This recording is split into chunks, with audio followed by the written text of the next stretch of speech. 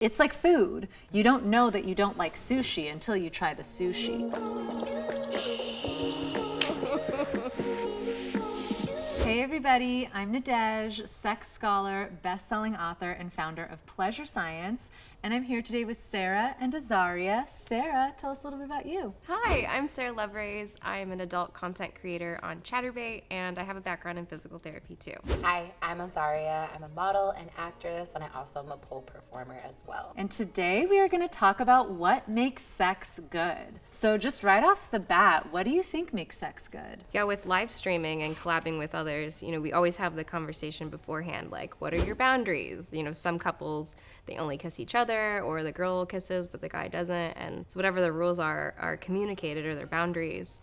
And some of it is like exploratory. You might think you like something, and then in the moment you're like, yeah, I didn't like that.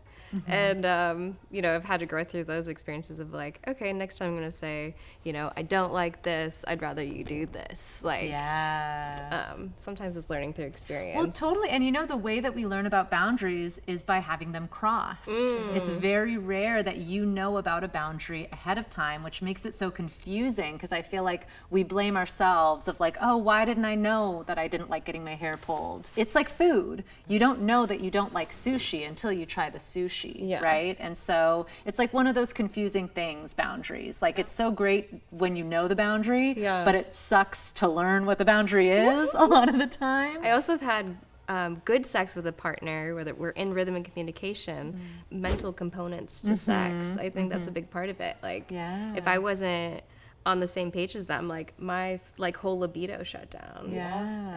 Absolutely. So it sounds like you're saying like there's this emotional, psychological part to also good sex. Yeah, I would say so.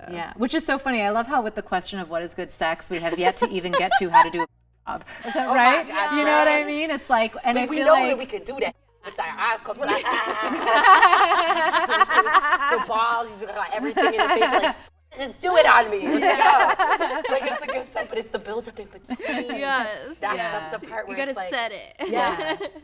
Foreplay begins the moment you stop having sex. It's something I always like to say, like the build up, the flirting, doing the dishes on it, chore play. Listen, you're not gonna get foreplay without some chore play. Okay, clean up after your damn self. Because hygiene, right? Like, if hygiene and like the space you're in is not contributing, but some people don't care.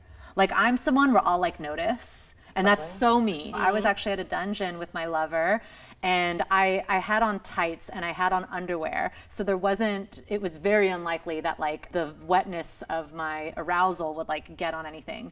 But someone who worked at the dungeon came over, and then they gave us like a pee pad that looked like a doggy pee pad, and like, I own dogs, and my dogs, they're great, but they pee on the pee pads, and I don't want a dog pee pad in my sex in your space, right? Space. And so this other dom, like a dungeon master, came in and he gave us this pee pad, because I guess at that space, if you're doing any type of play, you need a pee pad present. But I got pretty annoyed because it changed the aesthetic.